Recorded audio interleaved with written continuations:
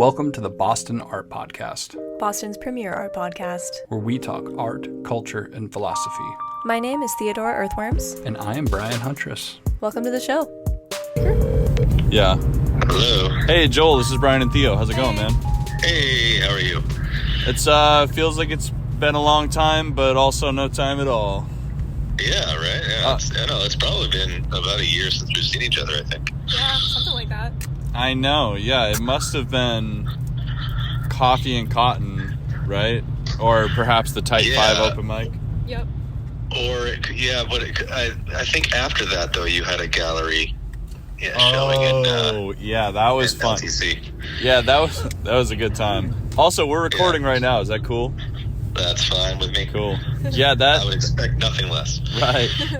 That art show was funny because I had put so much effort in, and I had lugged all the stuff up there, and then it just didn't. Which one was that? The LTC show. Oh, yeah. Which was cool. I appreciate LTC and all of the respective people who It was a good show. Helped me out and put it on, but it's hard to get people to go to an art show far away from where you are. That's true. Yeah, and especially Lowell, I've found is difficult to organize in. There are just some things that, if there's an established tradition or something, or it can be easy to get people to come out, but it's not the easiest place to start something new. Yeah. What's crazy about that too, that surprises me is it has such a massive school that is also UMass Lowell that has the central main music production and engineering program of all of the UMass schools. Does it really? Yeah, so I mean that's what I thought. It's that's where all the music people go. That's where all the UMass Lowell the music UMass people, you go to Lowell. Huh, I right? didn't know that. Is that so I don't know, it's just crazy, and the amount of bands that have come out of the North Shore, Merrimack Valley, Lowell, that whole region, the fact that it is so hard to organize up there has always been perplexing to me. Well, I don't know. I mean, Chris O'Grady can probably talk better than I could about what it used to be like back in the day. Or maybe Joe Follin could as well. But what I was finding was that there's a lot of kids there now don't know about pre-pandemic Lowell. Yeah. And it was difficult to kind of get the younger crowds out to figure out, to find out what was going on in the city and what they could be participating in. Just because it wasn't really a trend anymore. It wasn't really expected of anybody to go out and do things for a while. So it takes a while to get back on that train. It's crazy what a lasting impact the pandemic had. I thought that was something we'd be talking about for a couple of years, but it really is a before and after demarcation. It kind of is, yeah. Yeah, because I something that's kind of it's kind of stupid a little bit, but it also has the biggest chasm and wound I have seen on DIY events organizing left by maybe not by the pandemic specifically, but the death of the Facebook event page has been I think one of the worst things that have happened. I was talking about this last night where there's all the obvious reasons that it sucks, but one reason in particular was I was at a show last night. I met a ton of people, shook hands, had fun, I made a few firm, explicit connections where I learned their names and got contact info. But aside from that, it was all just friendly first name conversations. Yeah. Sure. And what I would have done if this was 2015, 16, 17 or whatever is just gone to the event page and looked at all of the people that went and just added them all and connected.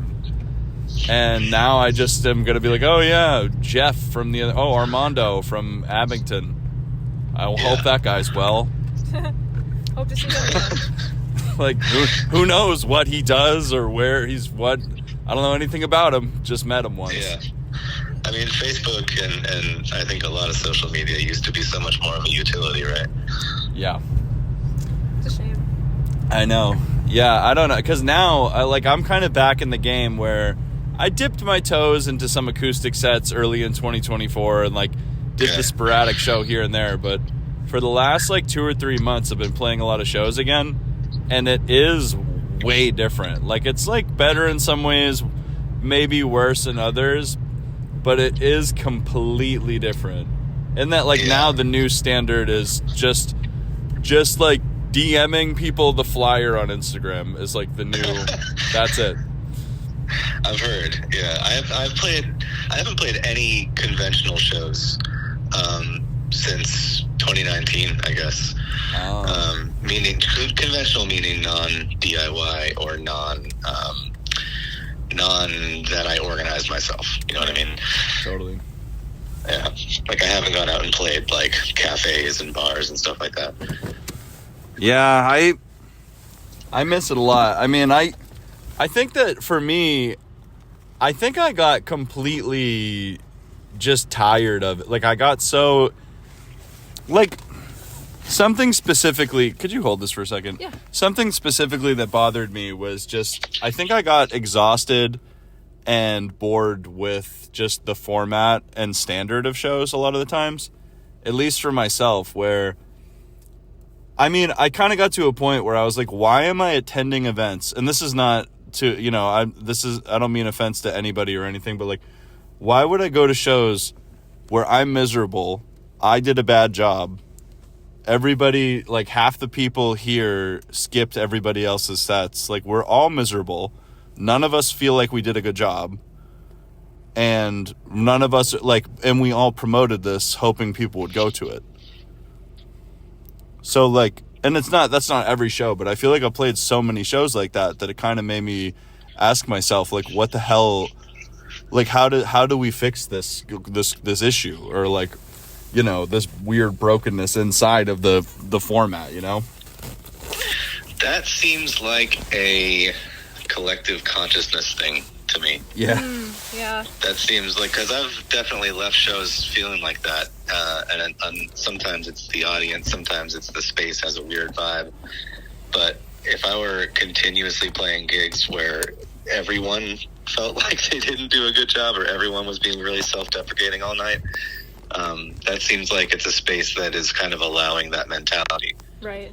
Rather than a group of people or a venue manager that is kind of encouraging expression and creativity. That seems like it's a space that is kind of allowing for that attitude. Right. Would you agree? Yeah, I would say so. You know, like something that, that is kind of interesting. I don't know. I think I got back into it specifically because I felt like I had, you know, I mean, first and foremost, first things first, I developed a different act where I don't really even do acoustic stuff anymore. Interesting. Like, and that really changed things a lot because, I don't know, I feel like maybe I'm kind of whatever. I don't know, but no, tell me what Oh, I guess like basically I kind of didn't I play an acoustic guitar. I'm obviously a vocals and I'm up with my laptop that is connected to front of house that is playing essentially just different sounds and samples and tracks and beats and stuff while I'm singing and playing to that. Yeah. So I kind of restructured what I was doing to be basically what's playing through front of house is the studio track that I recorded for the song minus guitar and vocals. Mm-hmm. Okay. I don't know. But I mean, for someone like you, I guess, I mean, I don't know. I always love talking to you about shows and stuff and music because, you know, for, I guess, the uninitiated, you've been you organized probably hundreds of DIY shows over the years, right? Or like back in Clinton and elsewhere. I wouldn't say hundreds of DIY shows. Couple dozen. Gotcha. When I was really in the DIY sphere and like running my own space. And then I've spent the last almost 3 years, not quite DIY, but we kind of try to keep that nature of it alive. But organizing shows at the Overlook in Lowell, and then acoustic shows at Coffee and Cotton as well. So, Right. That's, I mean, the spirit of what I used to do at Woolen Mills and everything is definitely still alive in that. But Woolen Mills. Yeah. Now I'm not so sure what the future holds. I don't know if you heard that Mill Number 5 is closing down. I did hear that. I'm so sorry. Yeah, well, thank you. It is kind of depressing because that definitely, to me, looked like a very, like, I mean, from where a complete outsider to Lowell, that definitely seemed like a central force of movement for art and culture and stuff in Lowell. So that was pretty shocking to hear. Yeah, it was, and that's definitely what people are kind of complaining about. It's like, hey, this is the center block of our whole culture. This is definitely like more of a community than anyone seems to realize, and that's definitely true. And there's a big connection between all the people there, where it's like a big workplace family dynamic. Right. That we all kind of have to. I'm not going to say lose, but strive to maintain those relationships going forward, because it won't be as organic. But yeah, I mean, I was running the events and rentals department at Mill Number 5, and I learned there kind of how to run a business, so to speak. I wasn't running like the whole business of Mill Number 5, but I was running the department. And, that has me thinking, like, I enjoyed being able to learn how to do things a little bit more officially. I enjoyed having to do things, being accountable to the financial numbers that were coming in. There was a lot more to the, I guess, just, to maintaining the flow of the business as opposed to the DIY spaces. It presented a challenge that I found meaningful, and I found that I was eager to rise up against. So I'm finding now that, like, as I'm thinking of like what comes next, what do I do next? My qualifications are amazing compared to what they were, 5 years ago when Will and Mill closed down. Right. That's good to hear. Yeah. And so I'm like, well, I can easily find myself back in one of these situations. It'll be difficult to find the same type of community anywhere else. But, I'm not too worried about it. It's just, it sucks to lose. Yeah. When Will and Mill's, closed down, I guess what kind of outlook did you have on music organizing and business at that time? Because you were probably, I'm guessing, because Will and Mills wasn't like a money maker. You weren't doing it to sell tickets or whatever. No. Right. It was it was for love of the game and to perpetuate the creation and performing of arts. So I guess did you so you've talked about how much it's changed, your perspective on organizing has changed, but I guess I kind of lost the thread of my question, but what has changed? Yeah, I don't know. I mean, you mentioned also trying to hold on to the spirit of the DIY nature, but I guess actually I don't know. I fucking totally sorry, Joel. I know what you're sorry, asking. Joel. I know what you're trying to ask. Right. When Will and Mills closed down, my perspective on organizing shows at all was not really diminished. It was just like I was in a central Massachusetts area that doesn't have as much going on as places around Boston do. So it was sort of, I would love to keep organizing, but where and with whom? And that the challenge there was just I spend all my time in this space where I rented studio space, so I was always recording there and had projects going on there. So the convenience was exactly what you guys all had at the Puzzle Factory and Chess Company and everything, where you're working and being creative in the same place where you are organizing. And so once there's a separation between those two things, it makes you want to do it less, honestly. Yeah. It's not as convenient, and then you don't have people coming to your home base anymore. So that kind of puts a damper on it a little bit, but that was kind of the only reason that I didn't want to book shows anymore. But I just started, going to other venues and and it really wasn't long after Woolen Mill shut down that the pandemic started. So, Right. Yeah. So, my spirits weren't diminished. Now, I would say that I'm looking beyond just booking shows. What was nice about Mill Number 5 and the Overlook is that, like, there was sort of a fresh start. I obviously started by booking people that I knew or people that I admired in the area. But there was kind of this forced fresh start where, like, everyone that I know from Worcester or the South Shore or Boston, wherever, aren't necessarily going to draw a crowd in Lowell. So I have to meet new people in Lowell who are going to be able to gather community in this space that I'm running. And, you just need heads in the door sometimes. So it's like, okay, let's meet everyone here who wants to play and who can bring a crowd and everything. And what was nice about that was just like the establishment of a post-pandemic music community. A lot of people are saying that, like, losing the Overlook is losing the best venue in Lowell because it has that outlook. There are other spaces in Lowell that aren't as big. There are other spaces in Lowell that try very deliberately to book larger acts and don't necessarily care about booking local acts, which is fine. Your business model is your business model, but the tough thing about organizing is always that, like, if you're doing it for a business, is always that you have to meet a financial bottom line. Right. And again, like, rising up to meet that challenge was, just kind of a matter of meeting everyone and making sure that people who are coming out could network with other bands, could then book shows together with other bands, that, they make sure that they were making new friends as well as making new fans.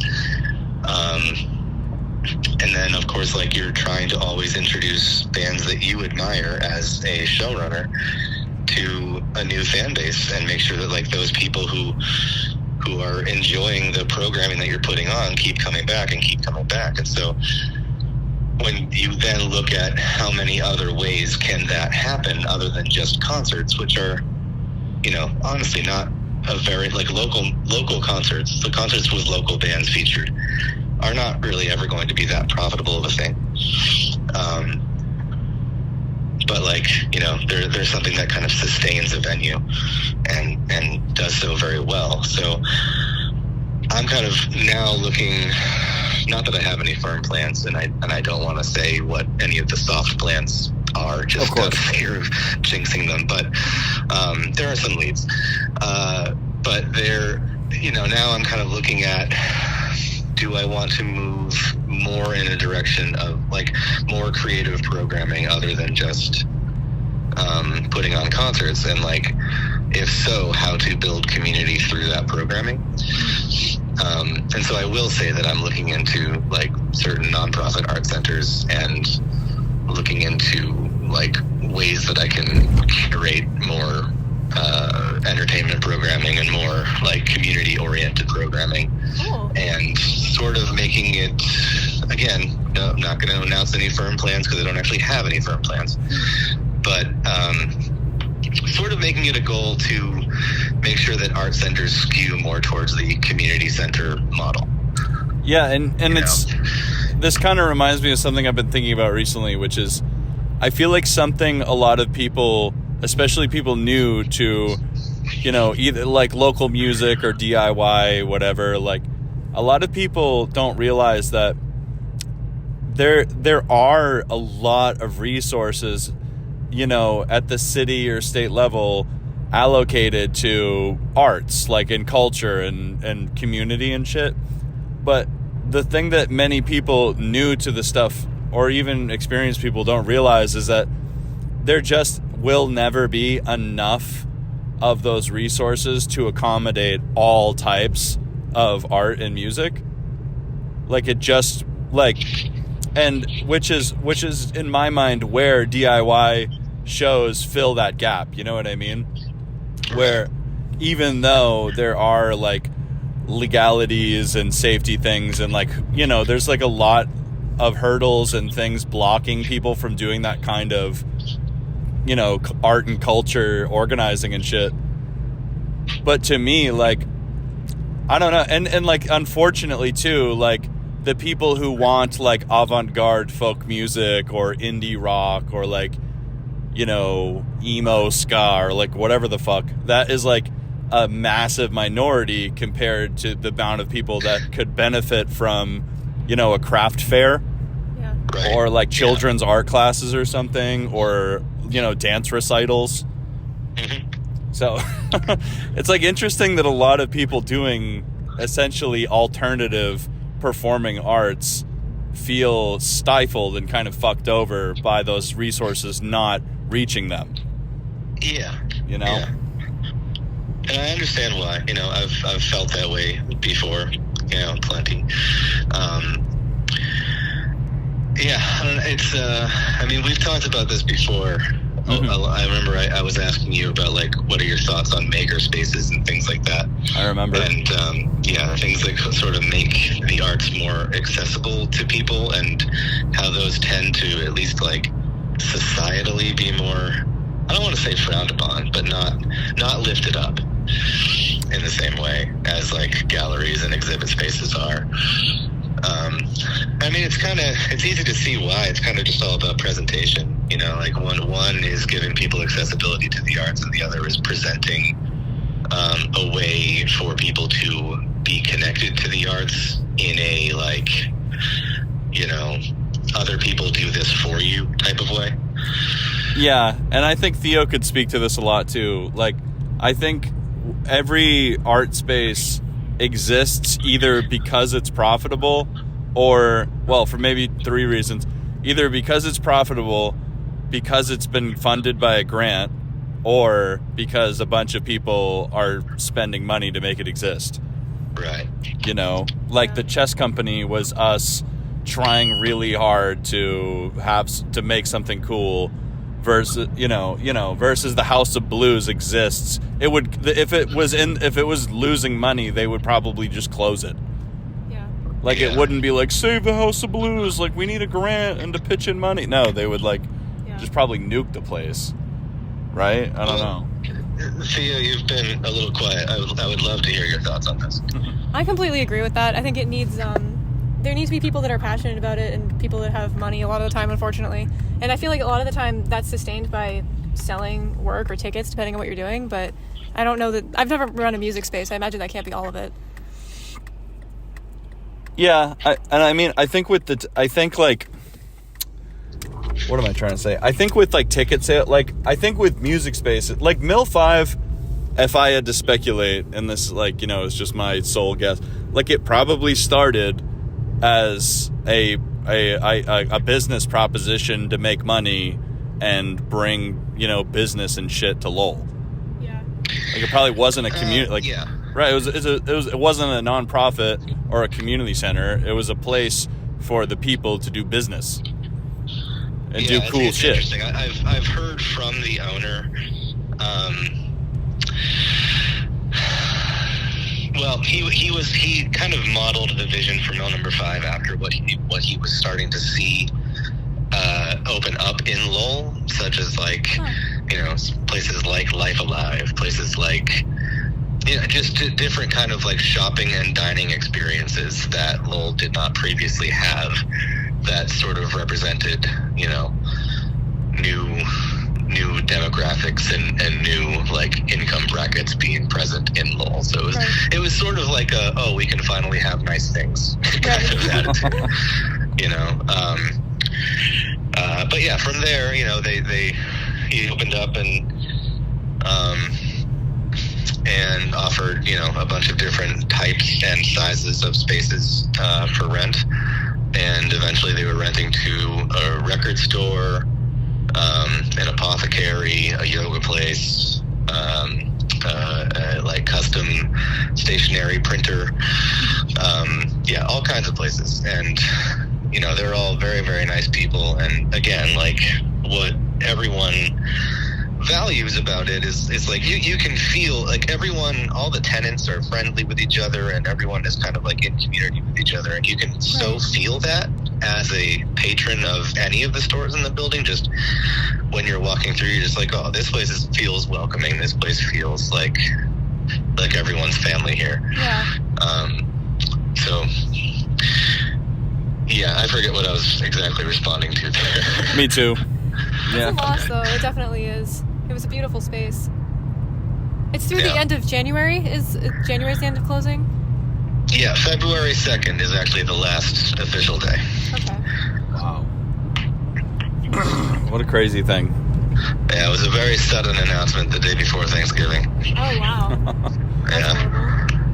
It wasn't wholly unexpected, but it was, the timeline was unexpected, 100%. Yeah, do you think that, like, going back to something we were talking about earlier, like, we kind of talked about how there's a lot of, like, college students or young people now that maybe they aren't even trying to have shows or access DIY stuff because it just isn't relevant, or there's nothing, they don't feel like there's anything wrong with just not going out. But, like, I think, specifically in reference to, like, college music scenes, there's absolutely still DIY stuff going on. There's always basement shows everywhere. gotcha. Okay, so, like, there's that. Whether people are like starting spaces specifically for that purpose and branching out beyond their immediate local communities, that I couldn't really speak to.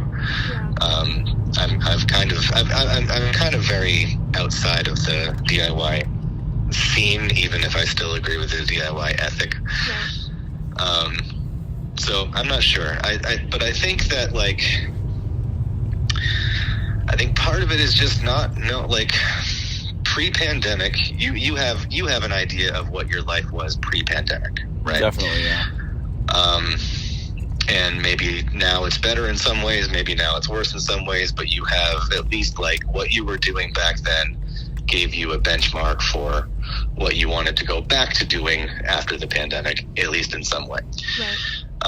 And I think a lot of people just kind of didn't have that benchmark. A lot of people just didn't, like, the young people, quote unquote, that we're talking about, and not going out and not joining DIY scenes and not, like, going out and playing shows or whatever.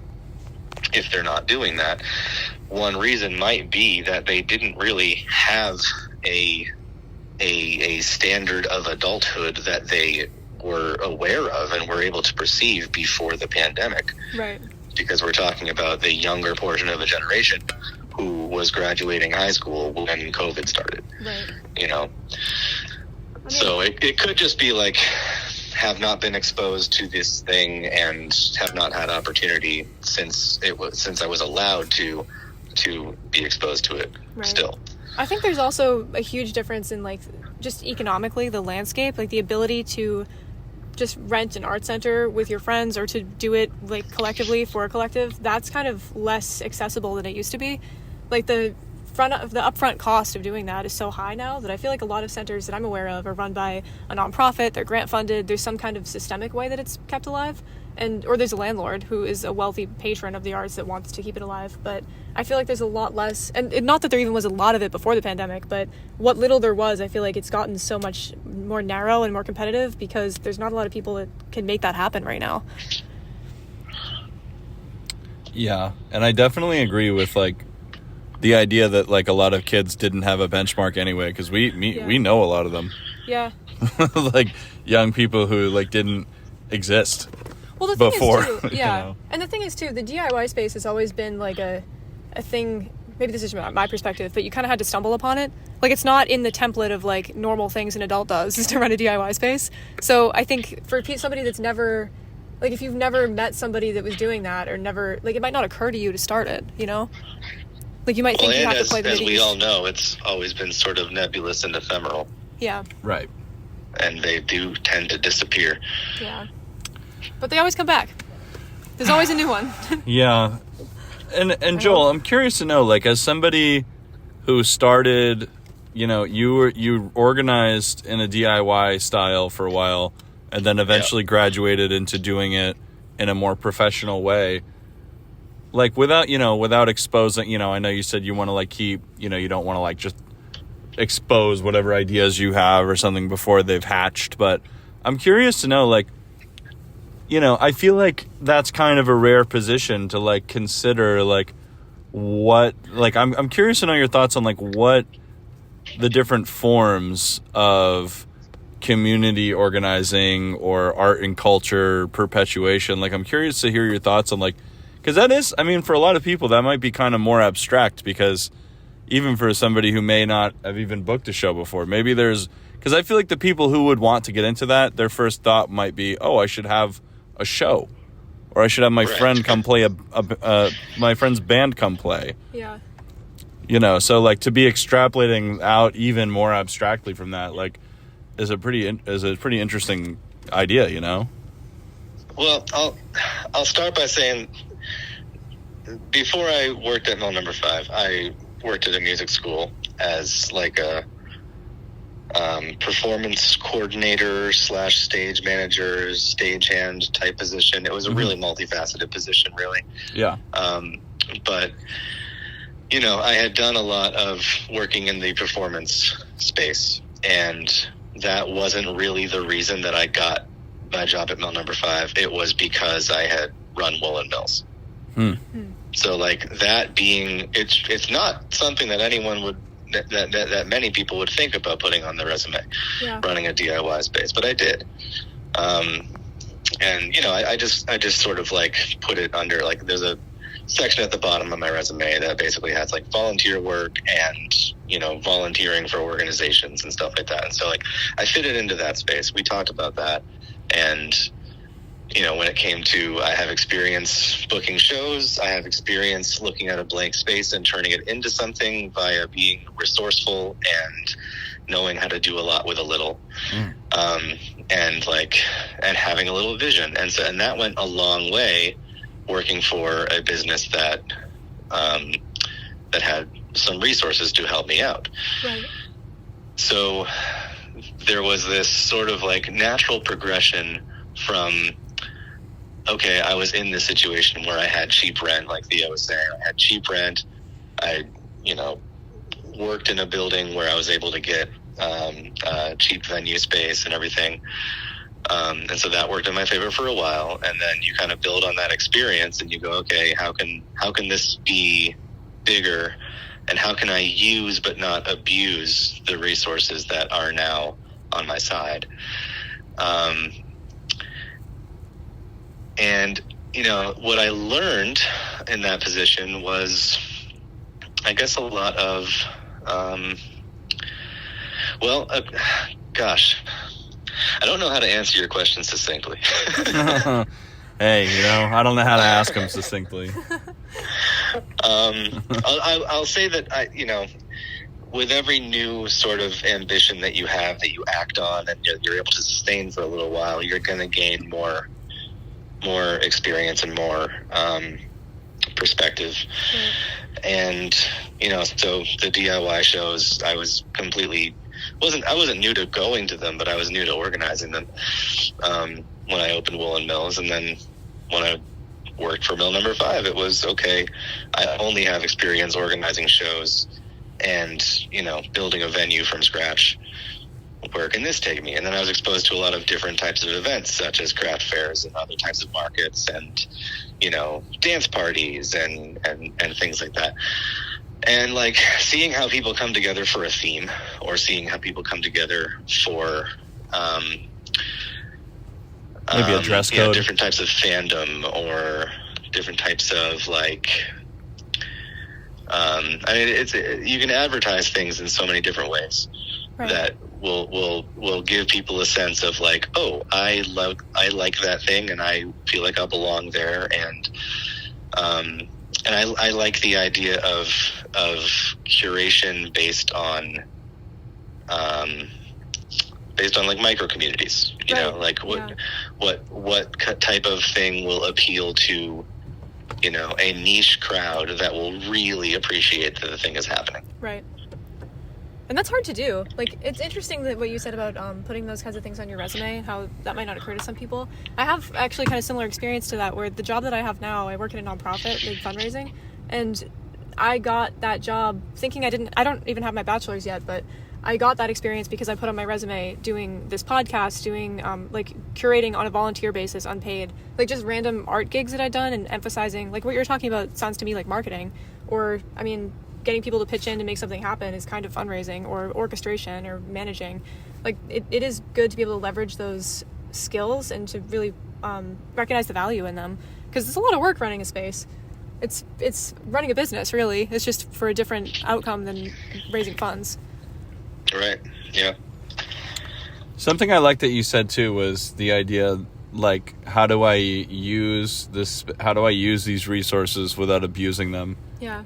Because especially when in regards to music, like, a lot of people enter into this with the idea that they want to have a wild and crazy time and you know, make memories and really like blow people's fucking heads off and shit with like, you know, with crazy whatever. And it's like, it's funny because that usually involves abusing the resources available to you. Right.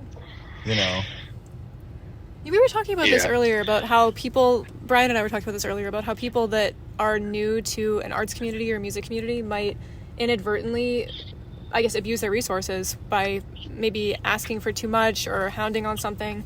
And I guess I'm interested to hear how maybe both of you define that for somebody who might be listening that doesn't know what that is. Because I feel like it is a pretty common, like, starting mistake to take too much without knowing you're taking too much because you're so excited to be there.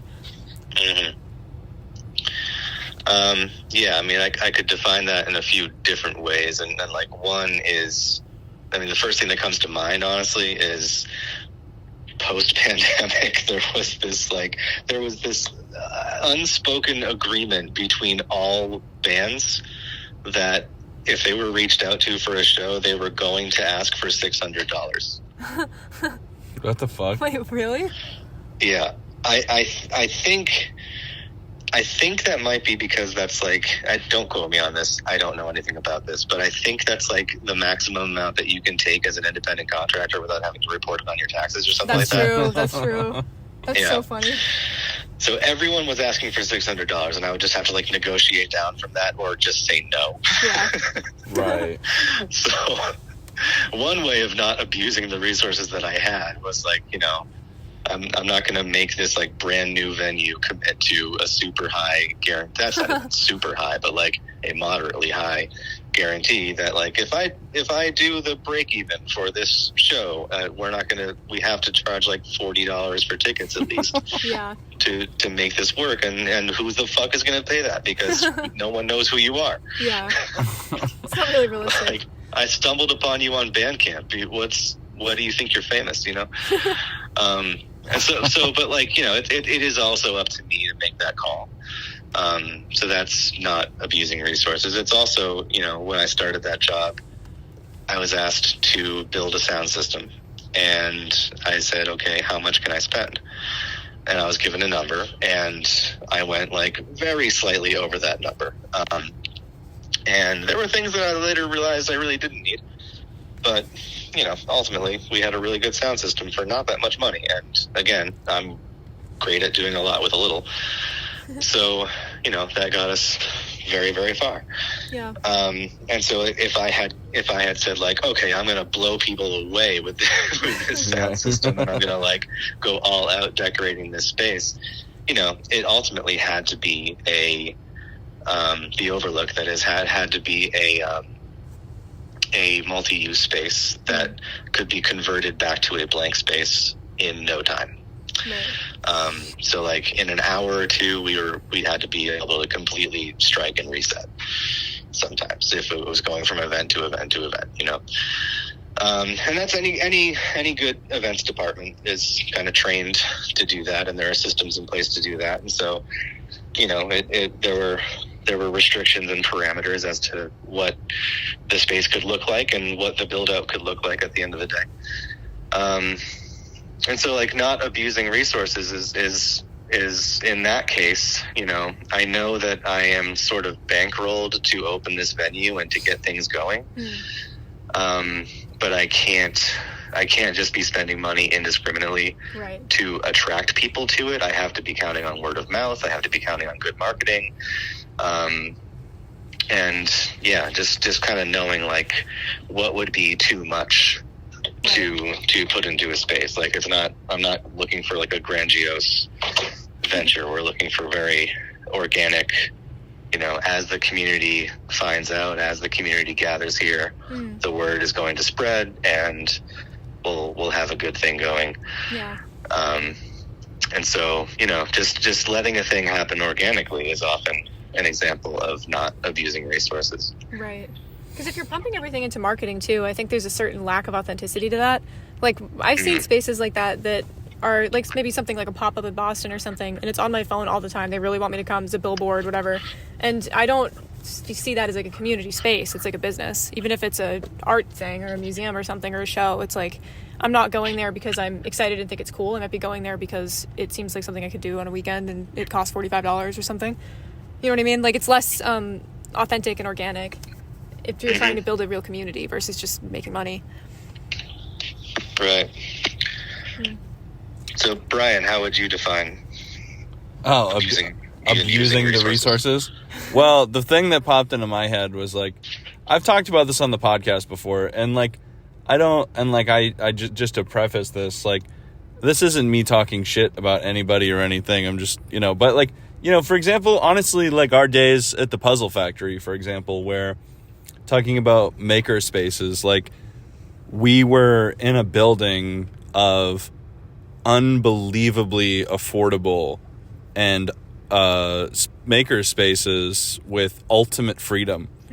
No supervision, no curfews, no cameras, like nothing. Like the building was just like, here are the keys, pay your rent, and make art. Like, it was just an amazing situation.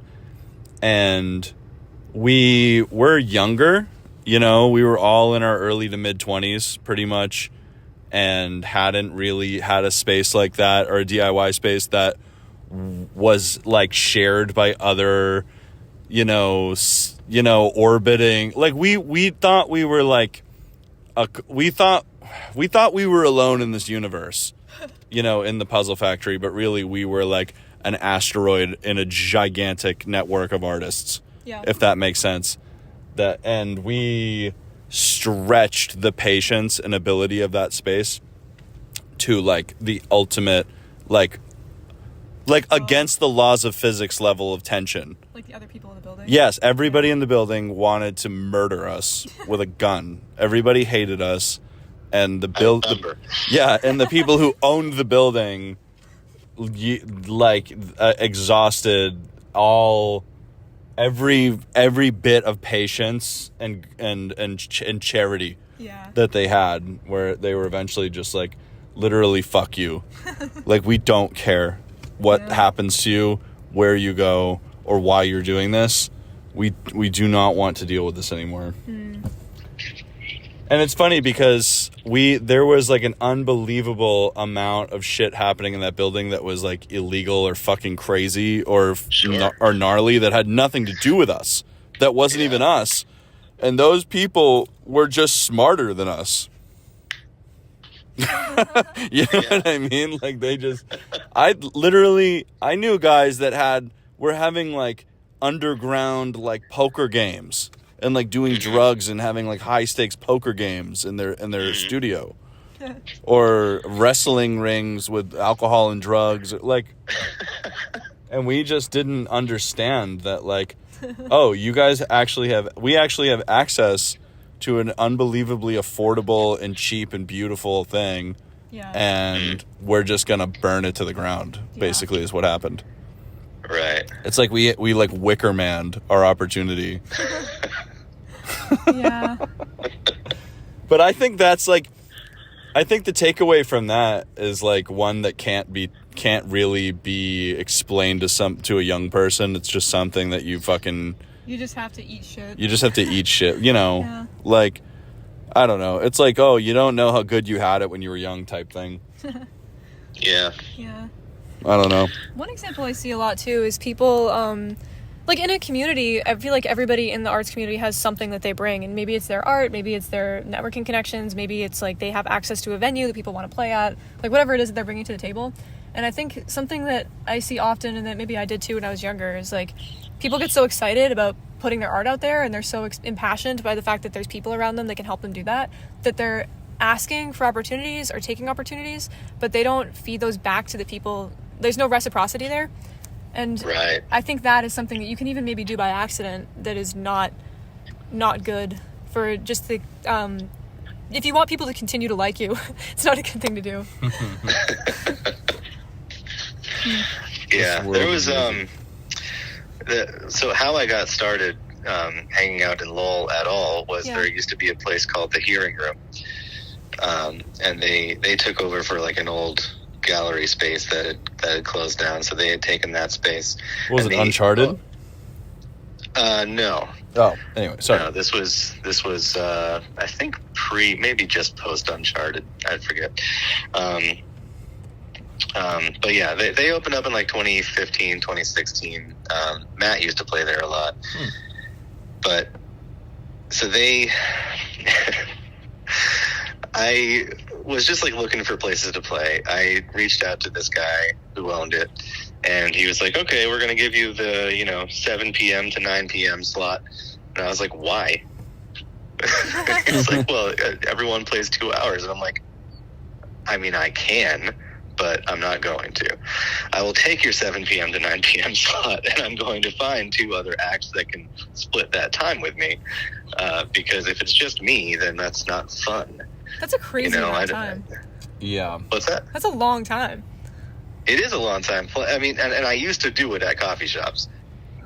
So I knew how long it was, how much of a set you have to have prepared to do that. And I wasn't interested in that. I was much more interested in just like trying to get, members of my music circle together, to share the space. And it, they then kind of adopted that philosophy. Sometimes it was only 2 performers, and they would do like an hour each, which is still a long time to play.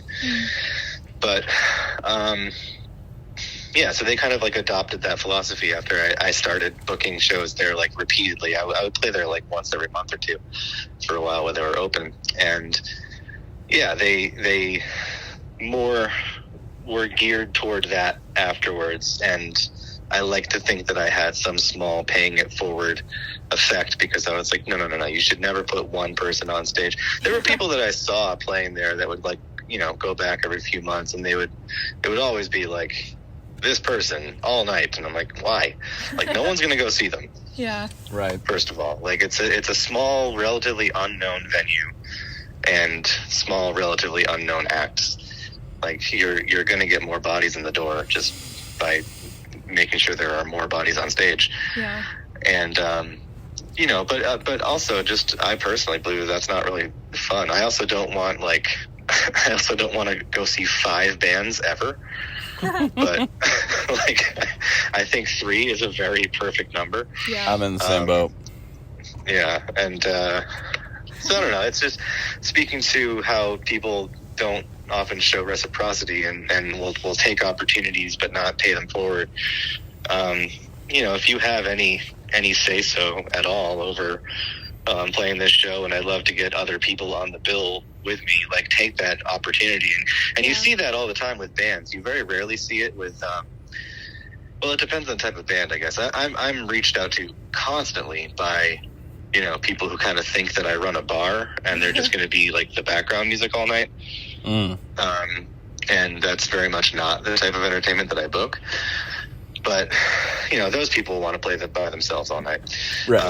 And then like acoustic covers, people that want to play it by themselves all night. But like if you're out there playing original music and you're not all interested in establishing a music community or joining a music community or just branching out and meeting new people, like always just try to reach out to the people that you admire and stay in touch with what's going on locally. Stay in touch with the people who are in your relative area who are making music that you enjoy.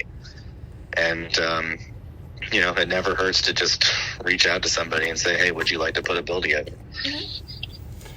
You're so fucking right. Speaking of all that, it's kind of funny to be recording this podcast with you, because I feel like every time I see you, we usually have a good conversation, but we usually it's like kind of like we catch up a little bit before we have a conversation. But it's kind of funny because we definitely did not do that for this recording. No. because we're recording. So Yeah. There's Yeah. tea to spill. no, maybe Hot yeah. takes Who to could make. say? But no, yeah. It's like, yeah, it's crazy, man. Because I've definitely seen that in you over the years, where you were always willing to fucking drive like an hour and a half to come play and like be around everybody, and you would always not be anymore. right, yeah. And you would always bring together such interesting people at Woolen Mills. Yeah. It was. Yeah. No, that was a lot of fun. I still have I have a copy of one of the Friday Night Folk albums. Oh, the compilation. Yeah. Yeah. Yeah. Oh, that was so much fun. How long has it fucking been, man? Since what? Since all that shit. It's Since yeah. like 5 years. Yeah. Wow. Yeah, it's crazy a because little more. yeah, like when the pandemic happened, I was in the chess company and I left. I didn't re-sign the lease with everybody else, and I went my own way and wasn't playing shows or a part of a thing anymore.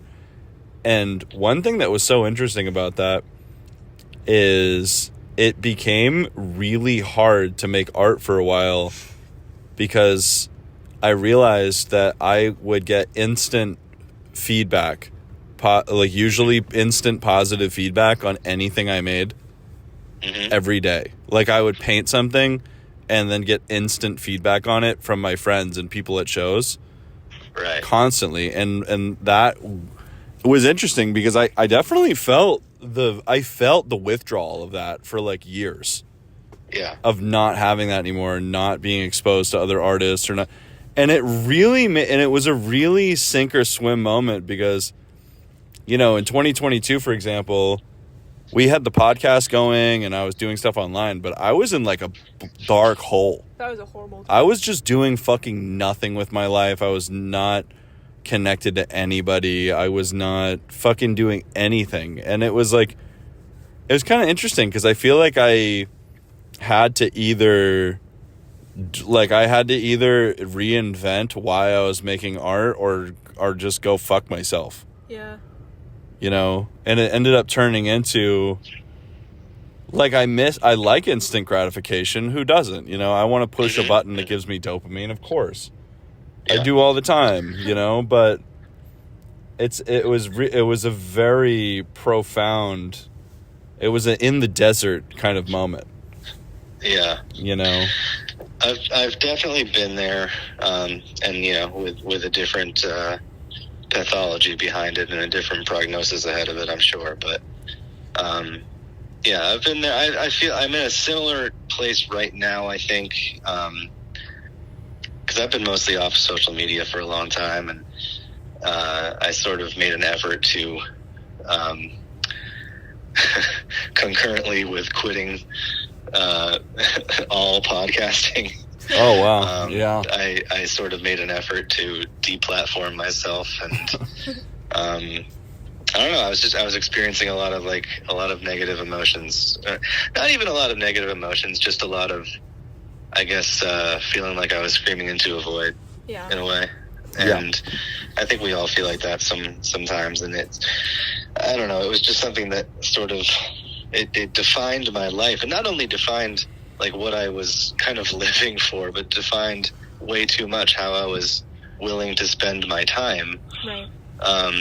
You know, and I, don't get me wrong, I love production. I love putting out a product that I have worked long and hard on and am proud of making. And that can absolutely just be for you if you're doing it for you. But there is we keep bringing it back to community in some way. Some of that instant gratification that you're talking about is just the result of being in a like-minded community with people whose sensibilities you trust and can rely on. And when those people are near you, you feel like, okay, this is the movement that I'm a part of. This is the this is the scene that, you know, reinforces what I do. And when you're not really around that, or like, you know, there's not like, when there isn't not even instant gratification, but just like I talk a lot about like outlets and inlets, right? Not people say like, oh, art is my outlet, but I never hear people talking about inlets, and so I like to talk about like what those inlets are. I like that. And so when there's not like a, for lack of a better term, like a receptacle, you know, like a receiving station for the things that you're putting out, and people at that station who are shouting back to you that they hear you and they know what you're trying to say. Right. You know, even if that's not instant,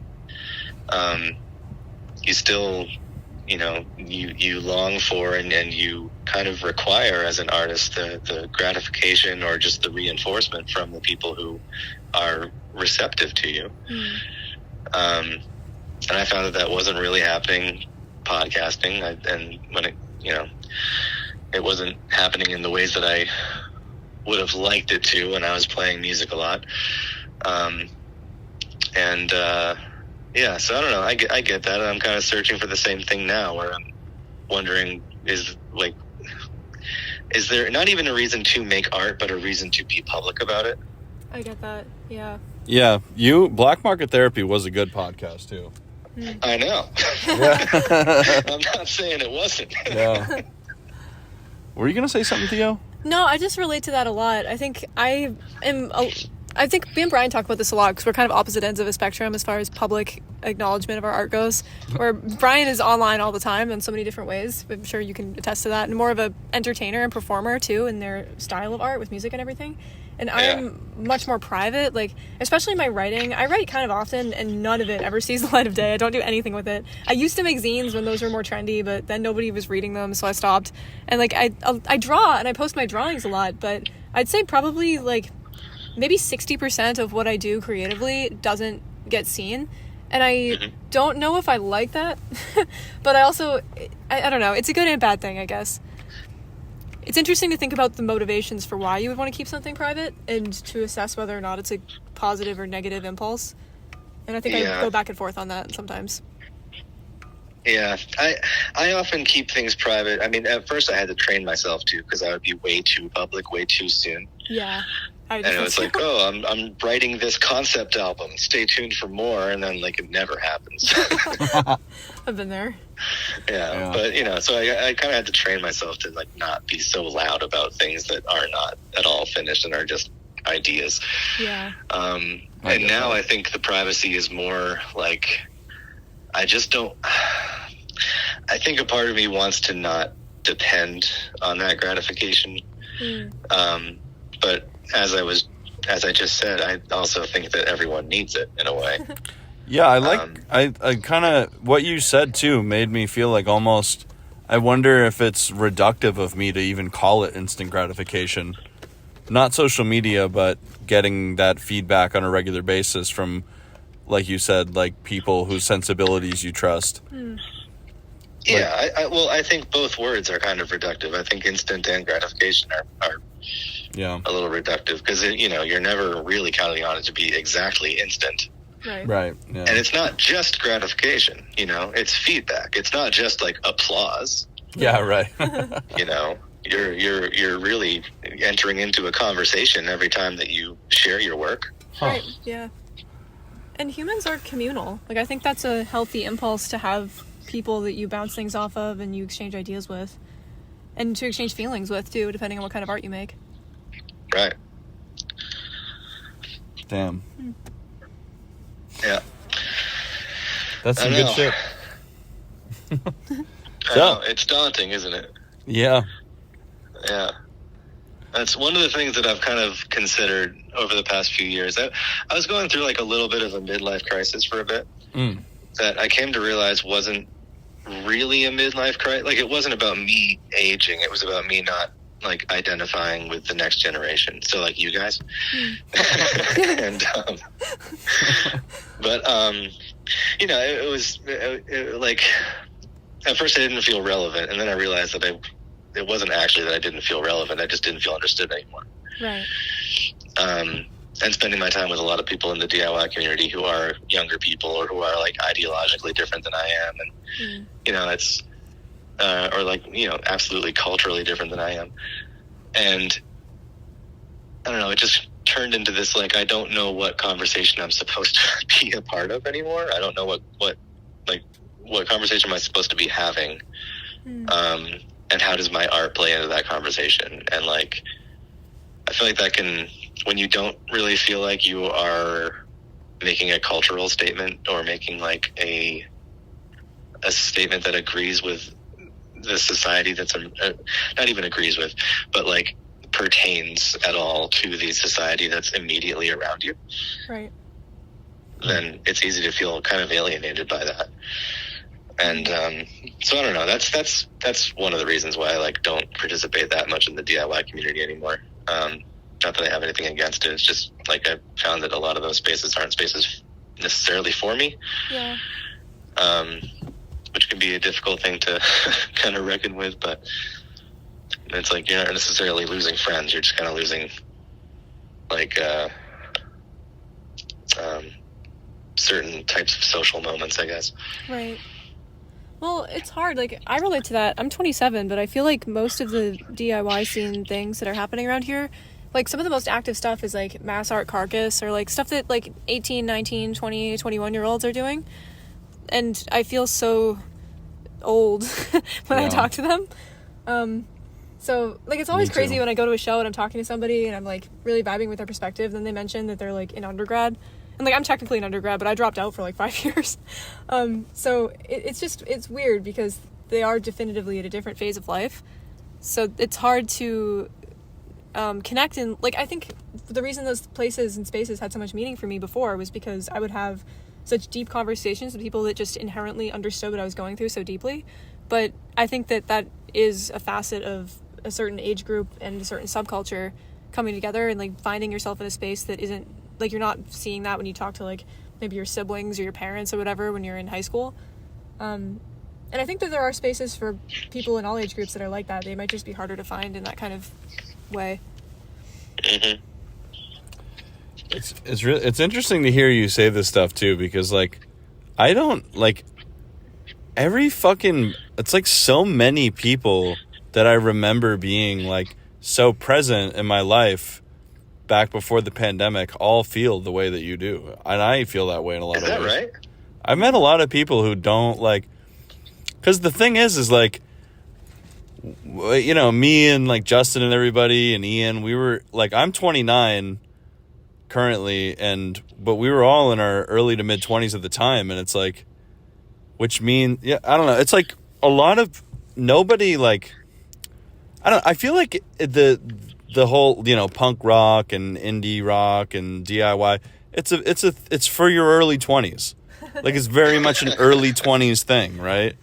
If they make you know, they made a movie about DIY basement shows or something, It wouldn't be about us. It wouldn't be about, it wouldn't be a bunch of people in their 30s and 40s in the movie. Yeah, no. I'd watch that movie though. Sure, but like the characters in SLC Punk are supposed to be They're like 18. recently graduated college students. Yeah. Or they Right. just graduated college or something. Yeah. That's like, how old is that? 23? Yeah. That's when you graduate college, or 22 or whatever. Oh, that's so weird. Mm-hmm. So, but I don't know. It's like, Yeah. I don't know. Like we went to a show last night where for the first time in a long ass time, we were the youngest people there. Because all of the people there just hanging out at the end and drinking beers and chilling or whatever, were all in their 40s. Mm-hmm. And we were like, we're like we were a little bit like, we're like young idiots that don't know anybody. It was nice. I don't know, like that, and that's very rare in my life.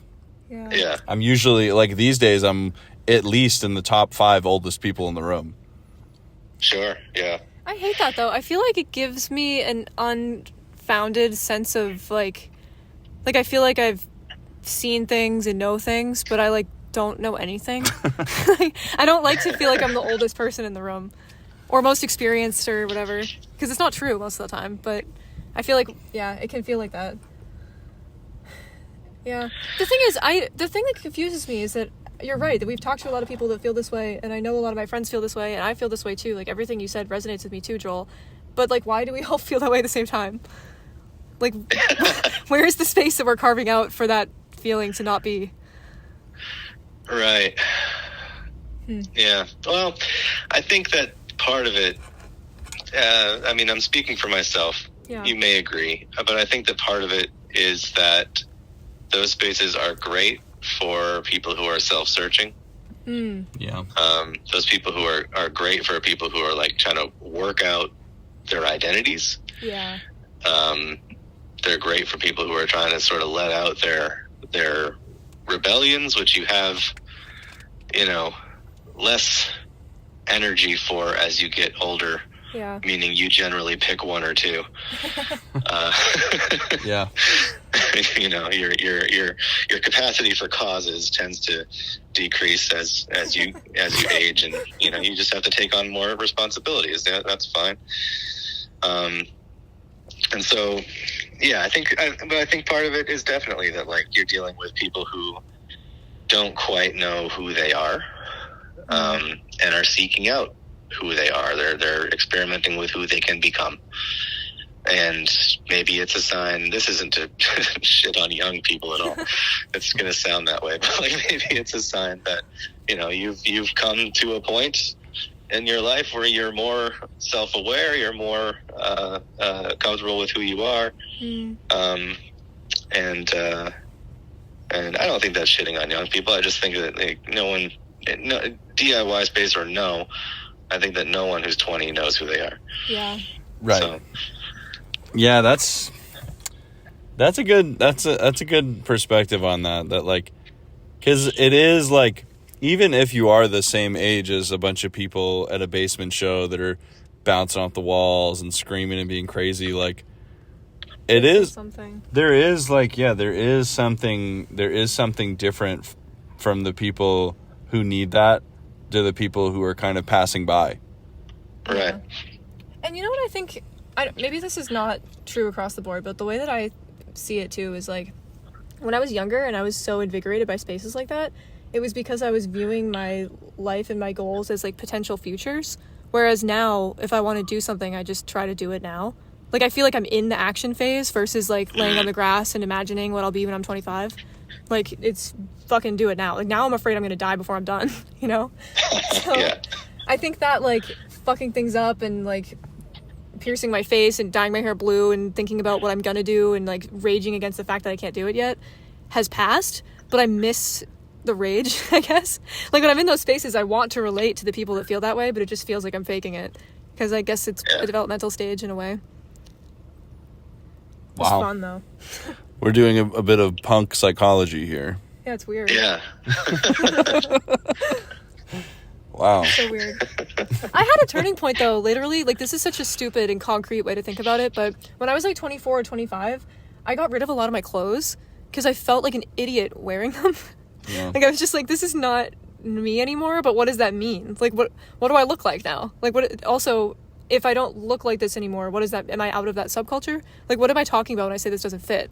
But it didn't feel like it fit. And I guess with more time, I feel like I just outgrew that version of myself, but I just literally had a point where I was, like, looking at a laundry basket of clothes that I was bringing to Savers, and I was like, I'm gonna kill myself. Like, what the fuck? Right. It's weird. Yeah. This is a good thing to kind of just reflect on. I feel like I'm glad I talked to you about this, because I think that hearing your perspective, mixing our perspectives on this is making me see some things in the way I was seeing this that may not have been, may not have been helping me. So. Yeah. Well, I don't know. How were you seeing it? Well, no, I think I just, seeing it as instant gratification, or I don't know, or like, I don't know. I definitely developed over the years something that I've been kind of shaking off recently. I definitely developed, like, me and Theo have talked about this extensively, but I developed a sense of just, like, paranoid, cynical thinking of just, like, defaulting that everybody around me, or, like, very quickly deciding that person doesn't give a fuck, or, like, oh, this is, like, just basically seeing everything way too cynically, way too quickly. Where I feel like I have a good sense of if I meet somebody and I feel like they're a piece of shit, or, like, they're not really a good person. It's very apparent to me really quickly, I think. But I think sometimes, I unfortunately in the last year or two, or maybe a couple years, I think I kind of lost my nose a little bit with that and started thinking too many people were that. Yeah. I guess is what I'm saying. You know, Okay. I still like to think that I can decide if somebody's awful before they reveal that to me, which is like maybe a problematic way to think about people anyway, but but I think I definitely have shot from the hip a lot over the years of just, being just kind of like I said, paranoid, like feeling like being almost paranoid with my cynicism. Yeah. You know what I mean?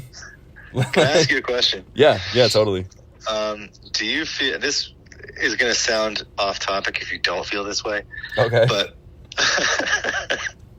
I guess I'll word it personally. So I have this weird trait where I'll find myself just completely dissatisfied with like any friendship that I have and not wanting to go out in public at all, and like I'll get very cynical and I guess dismissive or distant, and then like that disappears the second I'm actually with people in person. Yes. Yep. Absolutely. Yeah. Okay, so you get this too. Definitely. Yeah.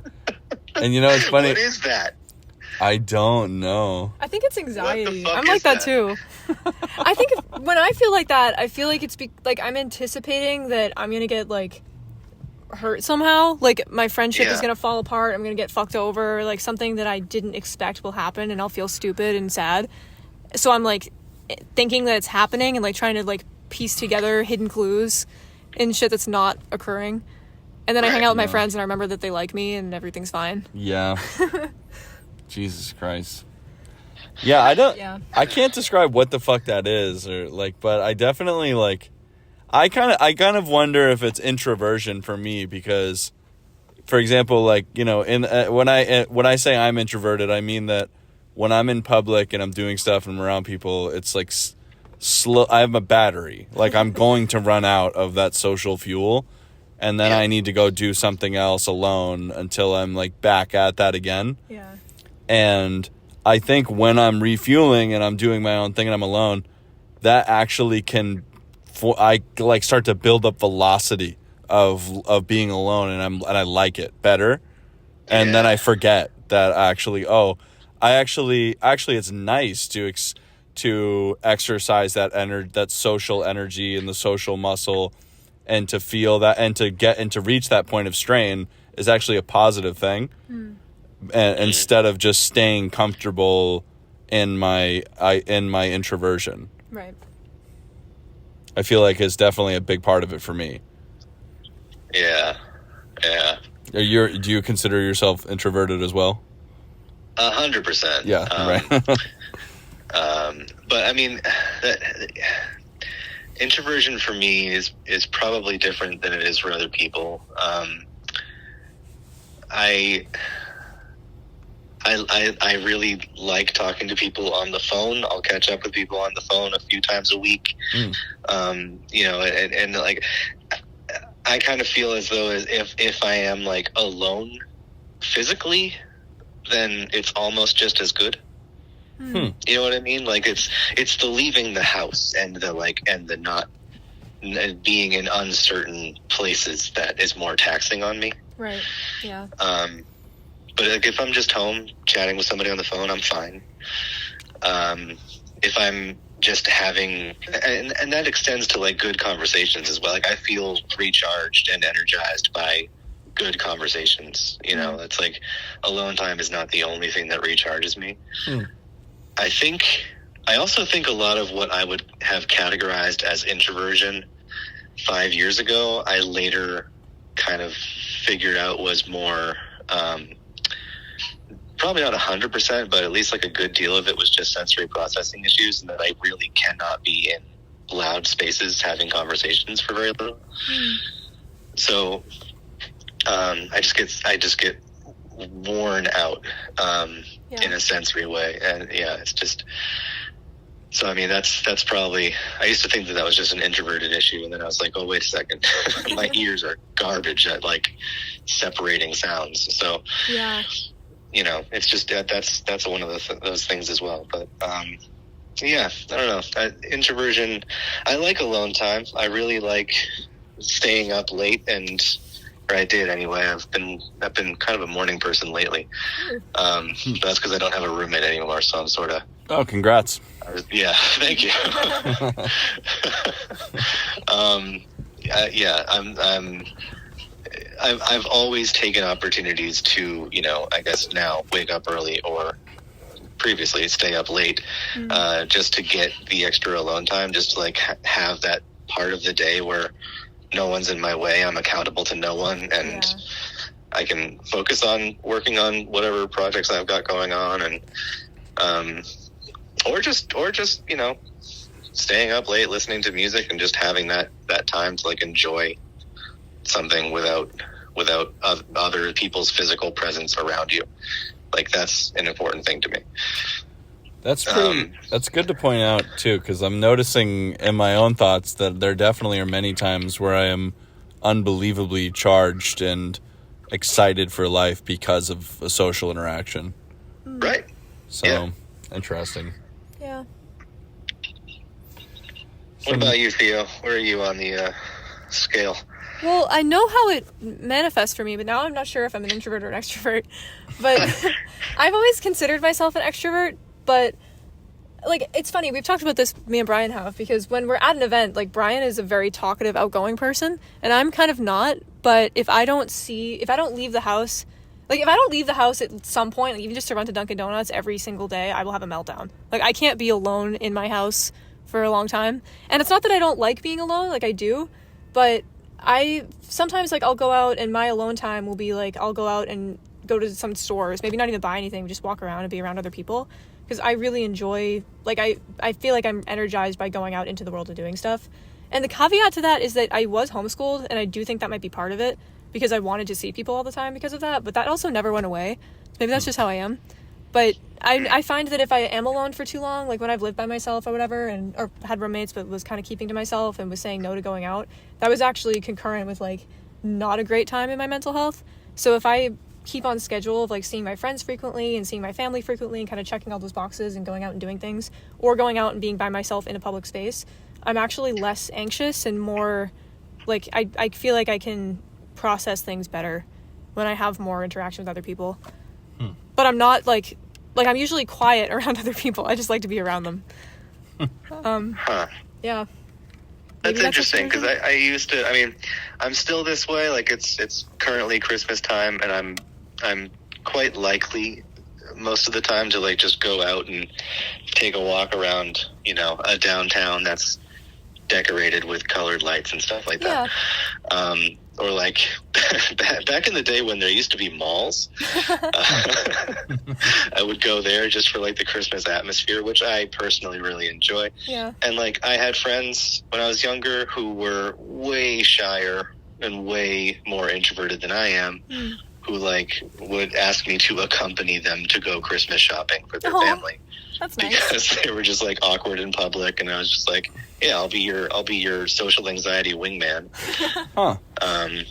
And you know, I'm like, I don't really struggle with that part of it. I am, like, energized by going out and, like, seeing scenery, or, like, you know, being in a crowd and not necessarily having to interact with anybody. Yeah. You know, it's not it. Yeah. So I guess it's not really exclusively alone time for me either, but yeah, I guess it's a weird thing. You. Like, when you come back to stasis, I guess if that might be what's introverted or extroverted. Like, if what feeds you and what makes you able to go and do the opposite again is one or the other, maybe that's your Perhaps thing. Also the introversion extroversion dichotomy isn't, like, completely holistic either. It's like astrology. Yeah, maybe there's this left and right of introverted, extroverted. I think we're pointing out now that it isn't a dichotomy. Right. Oh, yeah, that's a good way of putting it. Yeah. It's a spectrum, perhaps. Yeah. Right. I think probably. Yeah. I like that. Weird. So, Brian, Yes. getting back to this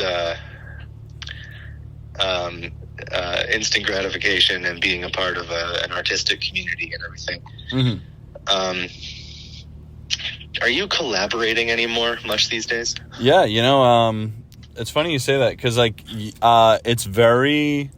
I feel like I don't really know how to, but I did an EP, actually, with Chris O'Grady. Oh, okay. Yeah, Recently. that was like a couple... We put that out maybe a couple weeks ago, and that was fun, but... I mean, yes, but I want to, and I like to, but I often, feel like I'm I don't know. I'm yes. The short answer is yes, but I don't know how, and it can be complicated, but I like to when I finally do. And it's recent. Okay. You weren't in the last few years. Yeah, I haven't been, just because I'm I don't know. Sometimes I feel like if I collaborate on music with somebody specifically, I'm won't it be awkward if we don't want the same thing, or if they think Right. something I do sucks, or vice versa? What then? Okay, so post Boxer's Jaw, it's been rare, Oh yeah, true. is what I'm hearing. Okay. Yeah. So, Theo, are you a collaborator? Actually, just flat out no. The only collaboration I've ever done was with Brian in 2020. Yeah. I did like it Right. though. I learned Yeah. a lot about myself from collaborating, but I guess not. Yeah. Okay, because I guess that's one of the things that I'm kind of miss the most about being a part of that music community, in a closer way than just booking shows and programming entertainment and stuff like that. And one of the things that I miss a lot about Friday Night Folk, the podcast that I used to do, which I was never really writing original songs with people on that, but it was all getting together in the studio and collaboratively performing and recording a song. And that was a ton of fun. And the instant feedback of that, you do a few takes until you get it in a way that you enjoy, but there was always instant feedback from that. It was very gratifying. And one of the things that I feel, so I was talking earlier about kind of deplatforming myself and getting off of social media and things like that. One thing that kind of always kept me going on Black Market Therapy, even when I didn't feel even when I felt like I was screaming into the void, right? Was that I had a good collaborator. Mm-hmm. Now, Matt was in school and busting his ass to graduate and everything, and like could put in no production work, even though that was literally a sound engineer. Right. So I was kind of doing like everything, and that was one of the things that weighed on me and kind of caused me to quit. But you know, Matt, I always tried to get him to collaborate with me on music, and he would, like, in the most Matt Minigal way, would always say, "Oh yeah, that sounds fun," and then like nothing would happen. Right. Not to say that he's flaky, just that he doesn't want to disappoint you when you have a good idea. Right. But then he wants to encourage you, but he has no intention of actually following through. It's encouragement more than it's flakiness. I can't stress this enough. I love you, Matt. Right. But you know, like it's difficult to have like close friends who are not necessarily close collaborators, or it's difficult to like work without collaborators, or for me it has. And sometimes that's just like a division of labor thing. Like I have a good idea, or I have a good guitar riff, or I don't have lyrics or something. And like, I just need somebody else to fill in that piece of the puzzle that I'm missing. And like creatively, I'm just not there. I'm just not at the place where I can like fully realize or fully manifest something. You know what was real? Oh, go ahead, please finish. Well, I was just wondering, like, is that feeling there for you at all? In your, like, does that kind of marry with your needing instant gratification? Is that tied to collaboration for you at all? Like, a social component no matter what. So I would say that there's two answers for me where, like, collaborating with visual art, for example, is way easier because it usually doesn't require that much effort. It's just kind of drawing and painting. And, like, you don't, like, paint a picture and then you're like, all right, now let's record it. Like, you painted it, now it's done. But with music, like, for example, with Chris, when we made a thing, it started with an idea for a song where we had this, I was like, the idea was, oh, you know the song Guilty Pleasure by Eminem and Dr. Dre? Whatever. Yeah. So I was basically just like, what if we made a song just like that, but it's about a drug addict in recovery considering relapsing? And it's like so I was like, oh, that would be cool if we did that. And to Chris, and I was kind of doing what Matt Minigal does in your illustration there, where I was like, oh, and also we don't ever have to do this idea. Just a cool idea. Let's never do it though. Like, basically. But Chris was hounding me basically in like not in like in a way to cat, whatever. He's like, yo, so when are we doing that? When are we doing that? Like, all the time. Until I eventually was like, all right, let's fucking like try it. And what I learned from that was we worked unbelievably slowly because we just kept having conversations and hanging out instead of creating the things. And you know what I learned? Honestly, I'm like, this is a long-winded way of saying one simple thing, but I feel like if I was to approach another person for a collaboration, I feel like the only way to make it happen is if you create a plan and a job for them and then approach them for the collab.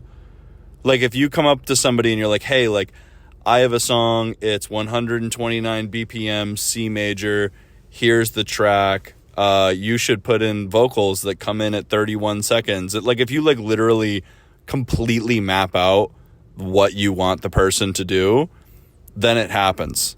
But if it's kind of ambient, where it's like, hey, like, what if we linked in a couple weeks and did this? Those never happen.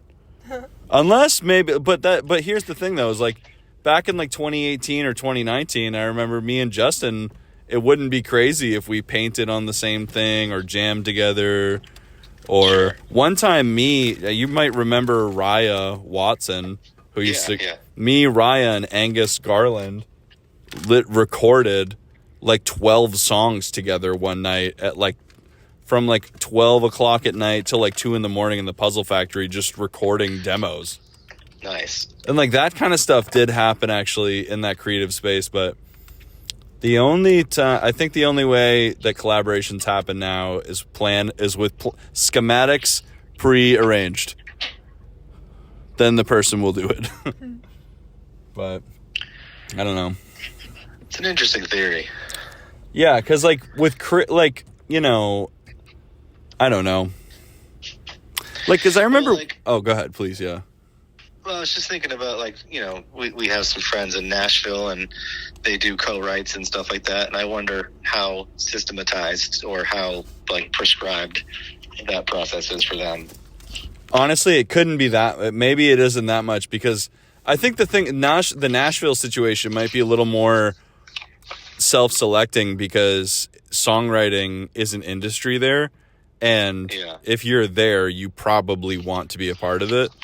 So there's probably more people in that demographic there that are like jumping on everything to co-write and to get in on shit and to like write with this person, I would guess. Yeah, they want the credential. Yeah, if I was in Nashville just bumming around or lived there for a time, I would say yes to fucking everything as far as the songwriting goes, because like, can you imagine how fucking amazing it would be to just be in your music studio all day, just making demos and recording shit and being like, wouldn't it be cool if, Olivia Rodrigo sang this pop punk song I made instead of me, and I got paid fucking $900,000. I would fucking love that. I would trade away all of my songs. Yeah, of course. Yeah, here, fuck it. This sounds like shit with me singing it. You sing it. Just kidding. Yeah. But I think with the Nashville people, they're just they're people that want something different. They're like out for, they're They're like in a completely positive way, like sharks out for blood. Yeah. They're grinding, so. Yeah, it's an interesting point. Maybe I'm wrong. It was like I don't know. one of the things that I definitely felt a loss of, during COVID because there was no physical contact, and then post-COVID because everyone was now side gigging instead of, volunteering to help their friends out. Oh, yeah. So, like, one of the things that I definitely miss from that, like, pre-COVID time, and it's not just because of the side gigging thing, and it's not just because of the pandemic. It's, growing apart in other ways. But, is like that sort of free-spirited, collaborative nature that the DIY community had with each other. One of the things that I miss about, I don't miss many things about being a part of a jam band back in the day. Yeah. But like one of the things I do miss was that if you had an idea, you could experiment endlessly on that idea until you got somewhere with it. Right. And, they're just, but even more so to go back to like the division of labor thing. I just so often feel like, and this ties into the side gigging thing. Like, I think about people like our friend Owen, who is so like rightfully embedded in his passion and in his craft, doing the music production work that he does, and so deserves whatever he wants you to pay him. Like, yeah, he is very skilled, very talented, and he has an incredible ear for arrangements.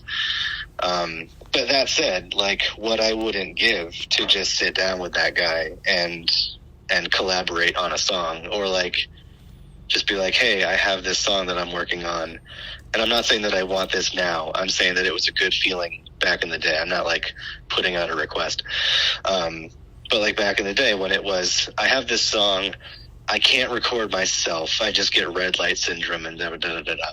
Will you just like help me record this? Will you just like produce this track for me? And like having a friend who would just be there and have that ability and say yes.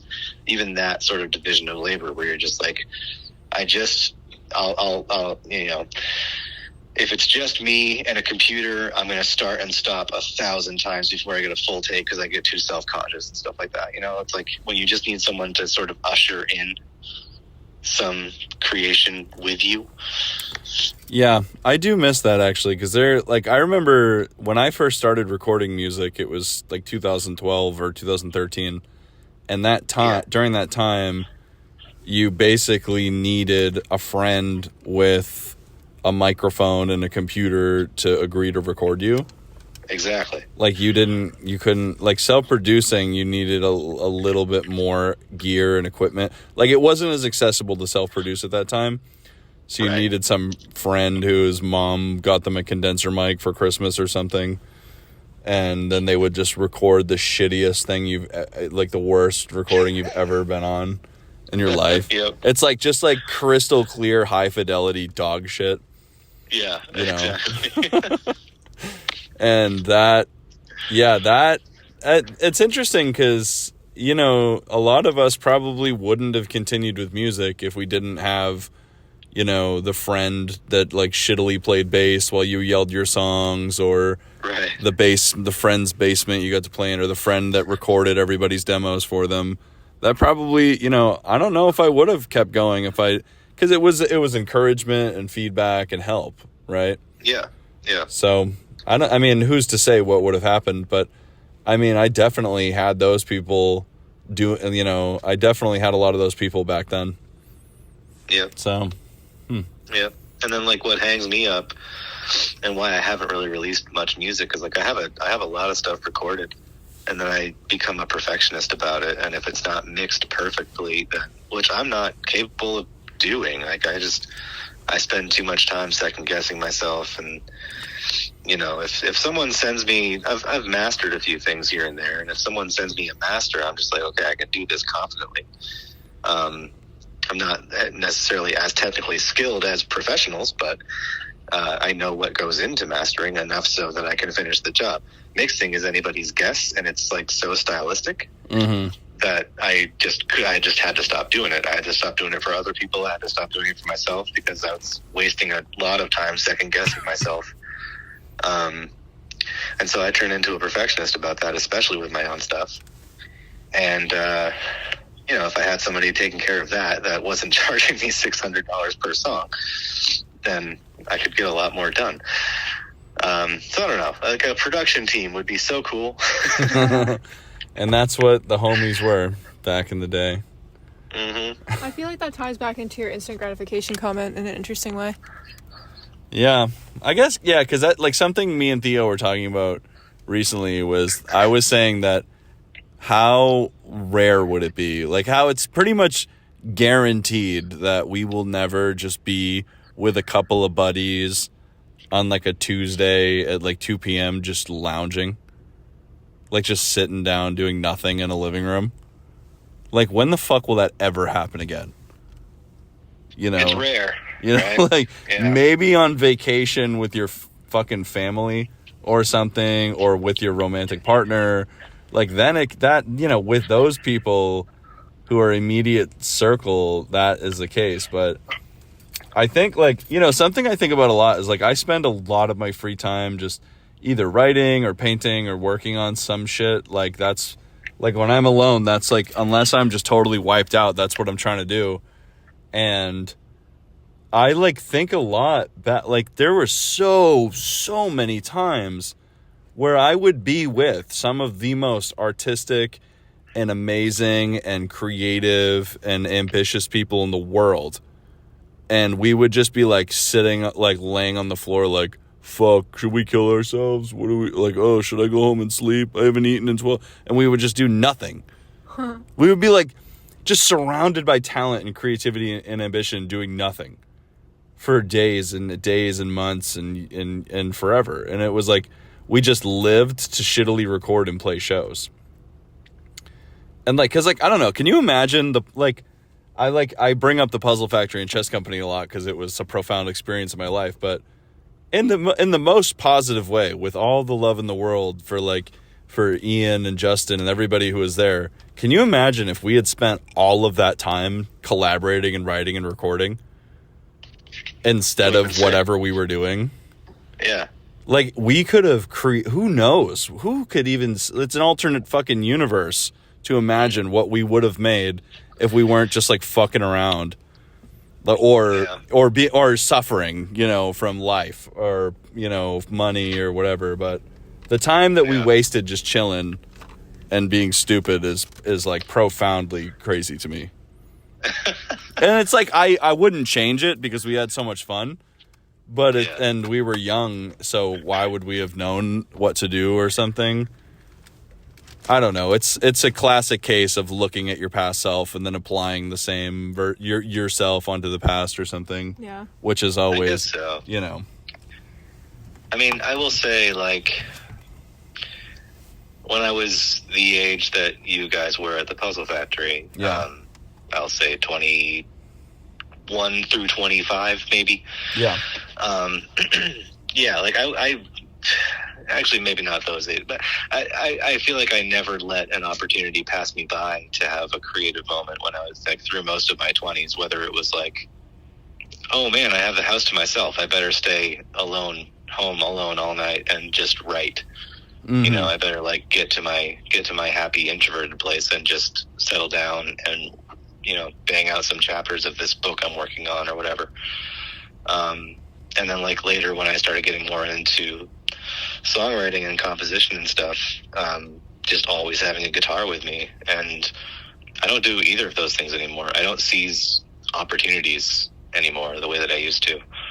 And I'm not sure why. I don't think it has 100% to do with just collaboration and not having that community the way that I used to. I don't know. I don't know. It's almost like, I think that sort of lifestyle, you're sometimes holding on to aspiration, I guess. And I'm not sure that I'm aspiring to the same things. Right. Yeah, so that's part of it, but it's, a little kid wants to be an astronaut a 12-year-old might want to be a pro skateboarder. Yeah. You know, a 21-year-old might want to be Kurt Cobain. Yeah. Right? But what do you want to be when you're, 39? Well, it still has to do with, maybe not directly with collaboration, but I think I become I become accustomed to not finishing things. And then like, because I often don't I'll finish writing a song, right? But I often won't finish recording it and won't like have it in a releasable state. Right.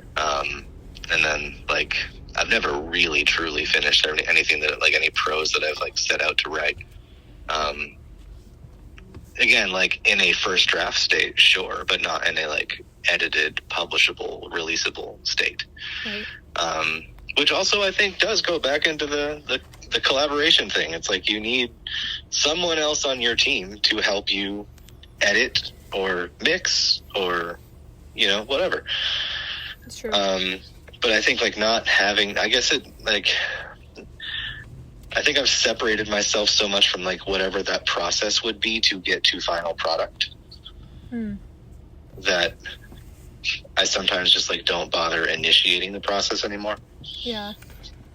Yeah, it is, because it is asking for, it feels like you're asking somebody for something like that, is like tough. But because I've never even like, with mastering and stuff, I've never ever paid or had anything mastered in my life. Yeah. I've never done that. Maybe I will one day. But Well, it's interesting too, because those people, when you're working in collaboration with somebody, it also holds you accountable to release it, because it's both of your project.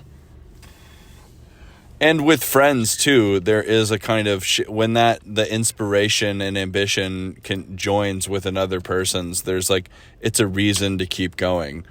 Versus if yours isn't real, like if your personal ambition has changed, it's like, Yeah. Yeah. It was kind of an interesting thought. Yeah. I mean, it's like it ties into, the DIY of it all versus the, I guess record deal or publishing deal of it all.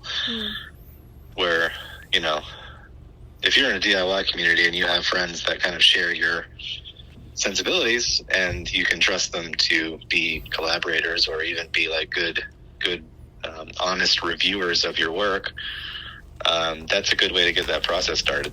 Right. I've edited I used to actually freelance edit manuscripts and other things for a little while, and like I did it for friends here and there, and sometimes it was not good for the friendship, and often it was. Often it was just like, okay, I can help you with this. Let's get nitty gritty with your prose here, and it's a good relationship to have with people when you like really are able to be objective about their work and really like think that you can help them. Right. In the same vein though, like that's kind of if you're not just looking to self-release something, then that's the starting point. And then you're going to need to, that quote unquote collaboration could just be getting notes and then you're sending something off to be reviewed by, an agent or something like that. In the case of like publishing a book, right? And I don't know, there's a lot of steps. There's a lot of rejection. There's a lot of, I don't know, industry standards that you sometimes just don't align with. And I don't know where I'm going with this. No, it's fucking, I don't know. I think I definitely see a thread there too, where it is very difficult to find, like it is like when you're thinking like, if you knew that if you finished and released and mixed the song and posted it, then you would get paid like $10,000 instantly. You would do it fucking daily, right? Versus this idea that, this idea that putting out the thing might not amount to anything, or it might be completely pointless, or even worse, it could be bad and pointless. Versus like, what if I make an amazing thing and no one listens? Like, the worst version of that is, what if it sucks and no one hears it? It's like a really like it's a really like awful thing, because like, I don't know. It's like a lot of people think the difference is like, oh, like, do I do it for money or for art? But it's actually like, it's really not even that simple. Yeah. But I don't know. I think, unfortunately, though, I think that this episode isn't going to have a bow on it. I think we might actually have to bookmark this to be continued in a... You know what's funny, Joel? You would probably relate to this with podcasting is... Yeah. I sometimes feel... we discussed this recently, but I feel like sometimes I will sacrifice a good story because I'm trying to find a good story. Right. You know what I mean? Where I will be like trying to... I'll be unconsciously grafting a narrative onto somebody that is not... That I'm like, like, I'll like hear someone say something, I'll be like, how can I make that a story? Yeah. And it's just like, wait, what the fuck are you doing? That's like... This is supposed to be like a documentarian thing, not like a... You know, whatever. But... Yeah. Anyway. No, I relate to that, sure. Yeah. But yeah, I think I think that it's been fucking awesome catching up with you, man. You're a very good... you too. You're, it's funny because you mentioned that you are not finding yourself relating to a lot of like people from the next generation or whatever, but it's funny because I feel like over the years of knowing you, having such wildly different views on things makes it very rewarding to have long conversations with you because of that difference. You know what I mean? Yeah. Where it's like, true, we'd probably have different personality types, but I think that I definitely get something out of that difference. Mm-hmm. You know, versus like, you know, I don't know. I've had lots of conversations with people exactly like me that were wildly unproductive. You know? Yeah, no, I hear what you're saying. I mean, there's a lot of nuances to why I say I don't relate to the younger generation or whatever. I get that. I don't know. I think it's, I don't know. I won't get into it. For sure. Maybe next time. We'll have to have you back on. I don't even know if I can explain it, honestly. Like, gotcha. I don't know. But yeah. Yeah. Yeah, we'll have to have you back because something that we're kind of coming to terms with our show is like, do we want to be interviewing basically, you know, having a tough time figuring out what is an interview for us? Like, what really is it? You know, is it this where we didn't interview you? We just had a conversation with you just now. Yeah, and that's what it should be. I think that's what we want rather than trying to interview. Yeah, I think that's always something to strive for. Yeah, 100%.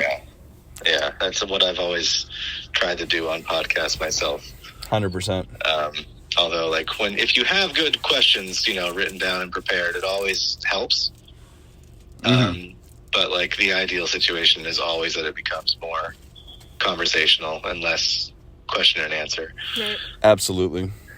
Because I'm sure that you've run into this, like when you have a guest that is always just waiting for the next question. Yeah, I fucking hate that so much. It's really off-putting, isn't it? It's hard. Yeah. So it's hard not to make it really awkward when that happens. Uh-huh. Yeah, I really like, in moments like that, I like to think of the documentarian Louis Theroux, who is like an absolute professional of awkwardness. Like, it just doesn't hurt him when it's weird as fuck. He just is unfazed. Anyway, whatever. But, yeah, so we'll fucking thank you so much, Joel, for coming on. Thank you. Thank you. I was going to try, you said we're not going to put a bow on this episode. I was going to see if any of us could try. Oh, yeah. I think honestly, no matter what the takeaway is from this, I think it is ultimately healthy to think critically and contemplatively about collaboration and community. And if you're not, you're probably, I don't know. Maybe, I don't know. I think it's a good thing to be introspective about these topics. Yeah. I think it's good to be, I think it's good to analyze the reasons for introspective tendencies. Interesting. Because sometimes they're healthy and they're normal, and sometimes they're self-sabotaging. Yeah. Yeah. What about you, Joel? I think going back to an earlier point, it is really easy to fall into a habit of kind of making art selfishly and taking opportunities selfishly. Right. And to analyze where those opportunities are coming from, and not taking for granted the people who are handing them out or the people who are asking you to collaborate or just sort of make things happen with them. Yeah. Is always going to be a healthy thing to do. To pay it forward whenever you can and take stock of where your community fulfillment is coming from, and try to give back to your sources of community in whatever ways that you can, whether that is through the art that you make, whether that is through an opportunity that you can extend to somebody else, anything like that. So there's my bow. Thank you for that. I like that. Excellent. Well, it's been a pleasure having you back on. It's been too long. It's been a pleasure talking to you both. Yeah. Of course. And this is your new number, I take it. I don't know if I had an old number for you, but I'll save this one. All right. Sounds good. I'll see you in person sometime soon. Yeah. We'll have to. Hopefully sometime soon. You should come out to Lowell before the mill closes. Yeah. That's true. Yeah, we'll look out for any updates or shit we can go to. All right. Thank you. All right, man. Thank you. Talk to you soon. Have a good happy holidays. Happy holidays. All right. Happy holidays to you. Thanks. Later. Bye. Boston Art Podcast. All right. Bye. Wow, that was 2 hours. That was fucking 2 hours. That was a good conversation. Hell yeah. Boston Art. Oh my god. Boston Art Podcast is an independent production by Brian Huntress and Theodora Earthworms. To learn more, follow us on Instagram at Boston Art Podcast or visit our website, bostonartpodcast.com. The views and opinions expressed on this podcast are those of the hosts and guests and do not represent any organizations or affiliations they may be associated with. Thanks for listening and see you next time. Boston Art Podcast.